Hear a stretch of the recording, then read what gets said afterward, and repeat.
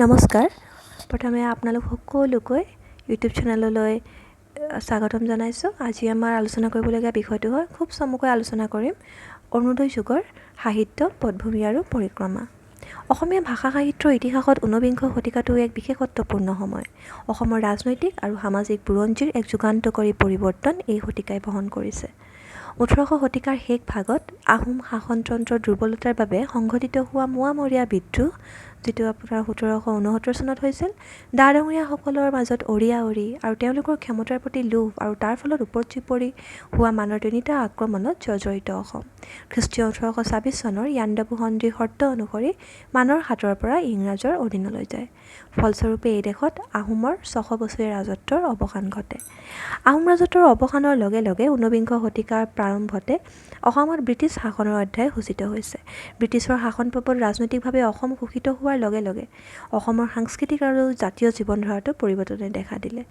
অৱশ্যে ব্ৰিটিছৰ সৈতে অহা ভাৰতীয় আমোলাসকলৰ কূটনৈতিক মনোবৃত্তিৰ বাবে অসমৰ সামাজিক জীৱনত এক সুদূৰ প্ৰসাৰী প্ৰভাৱ পৰিলক্ষিত হ'ল।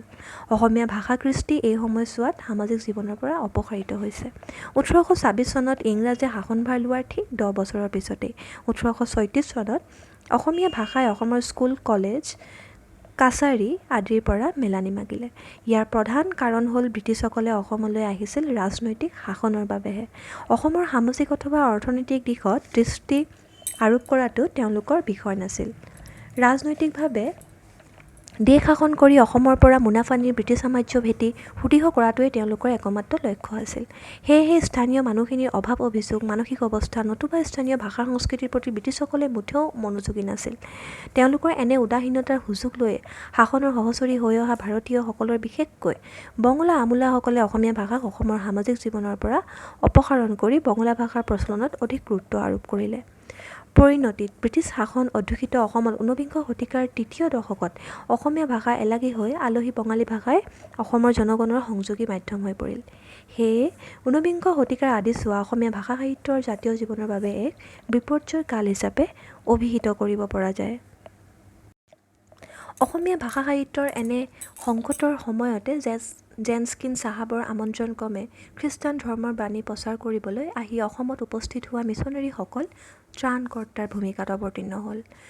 খ্ৰীষ্টীয় ১৮৩৬ চনৰ মাৰ্চ মাহত আমেৰিকাৰ বেপ্টিষ্ট মিছনৰ সদস্য নাথান ব্ৰাউন আৰু অলিভাৰ টি কাট্টাৰে সপৰিয়ালে আহি অসমৰ শদিয়াত ভৰি দিয়ে। খ্ৰীষ্টীয় ১৮৩৭ চনত আহে মাইলছ ব্ৰনছন আৰু জেকব থমাছ।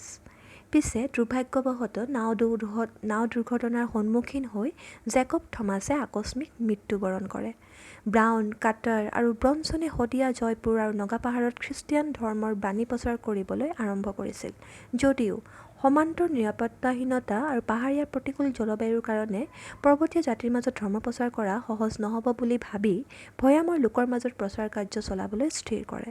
সেইমৰ্মে ব্ৰাউন, ব্ৰনছন, বাৰ্কাৰ আদি মিছনেৰীসকলে শিৱসাগৰ, নগাঁও আৰু গুৱাহাটীত সত্ৰ স্থাপন কৰে আৰু ধৰ্ম প্ৰচাৰ কামত বৰ্তি হয়। মিছনেৰীসকলে ধৰ্ম প্ৰচাৰ কাৰ্য আৰম্ভ কৰাৰ লগে লগে ভাষাৰ প্ৰশ্নটোৱে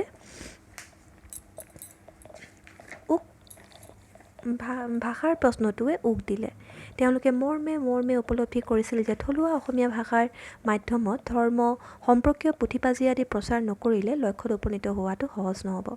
সেয়ে তেওঁলোকে খ্ৰীষ্টীয় ১৮৪০ চনত শিৱসাগৰৰ এটি ছপাখানা বহুৱাই তাৰ জৰিয়তে অসমীয়া ভাষাত খ্ৰীষ্টান ধৰ্মৰ আধাৰত ৰচিত পুথি প্ৰকাশ কৰিব ধৰিলে। এই ভাষাৰ মুক্ত প্ৰসন্ন বচনভংগী, শুৱনি সংস্কৃত লিপি আৰু শব্দৰ ৰূপৰ নিজস্ব বৈশিষ্ট্য দেখি পোনতে অসমীয়া ভাষা বঙলাৰ এটা অপভ্ৰংশ বুলি ভবা ব্ৰাউন চাহাবেও অসমীয়াৰ গুণ বখানিবলৈ ধৰিলে। ইয়াৰ আগতে খ্ৰীষ্টীয় ১৮১৩ চনত নগাঁৱৰ আত্মাৰাম শৰ্মাই শ্ৰীৰামপুৰৰ মিছনেৰী ৰেভাৰেণ্ড উইলিয়াম কেৰীৰ নিৰ্দেশত বাইবেল গ্ৰন্থখন অসমীয়ালৈ অনুবাদ কৰিছিল। মিছনেৰীসকলে প্ৰথমতে প্ৰকাশ কৰি উলিওৱা অসমীয়া পুথিখন আছিল কাট্টাৰৰ পত্নী শ্ৰীমতী কাট্টাৰৰ অসমীয়া শব্দাৱলীৰ খণ্ডবাক্য। ১৮৪০ চনত প্ৰকাশ হৈছিল। উক্ত ছপাখানাৰ পৰা প্ৰকাশিত দ্বিতীয়খন পুথি হ'ল কাশীনাথ তামুলী ফুকনৰ আছাম বুৰঞ্জী, যিখন আপোনাৰ ১৮৪৪ চনত প্ৰকাশ হৈছিল।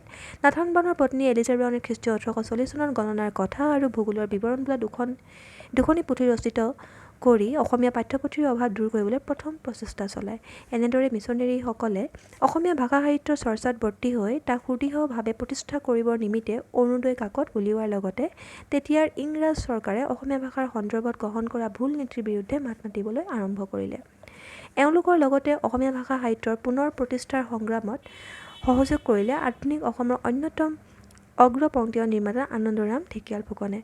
খ্ৰীষ্টীয় 1853 চনত A.J.M. মিলছ চাহাবে অসমৰ শাসন সম্পৰ্কে অনুসন্ধান কৰি বেংগল কাউন্সিল অফ এডুকেশ্যনৰ ওচৰত দাখিল কৰা প্ৰতিবেদনত অসম বঙলা ভাষাৰ পৰিৱৰ্তে অসমীয়া ভাষা চলাব লাগে বুলি দৃঢ়মত উত্থাপন কৰে।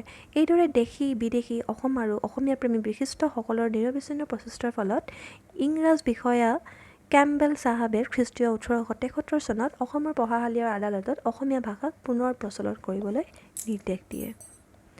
আজিলৈ থুলমূলকৈ অৰুণোদয় যুগৰ তথা ঊনবিংশ শতিকাৰ অসমীয়া সাহিত্যৰ পটভূমি সম্পৰ্কে আলোচনা কৰা হ'ল। ভিডিঅ'টো যদি চাই বা ভিডিঅ'টো শুনি যদি আপোনালোক উপকৃত হৈছে তেতিয়াহ'লে এটা লাইক, শ্বেয়াৰ আৰু কমেণ্ট কৰিব বুলি আশা কৰিলোঁ। ধন্যবাদ। মই যিকেইখন বুকছৰ পৰা সহায় লৈ এই আলোচনাটো তৈয়াৰ কৰিলোঁ, বুককেইখনৰ নাম মই দি দিছোঁ সহায়ক গ্ৰন্থপঞ্জীত। ধন্যবাদ।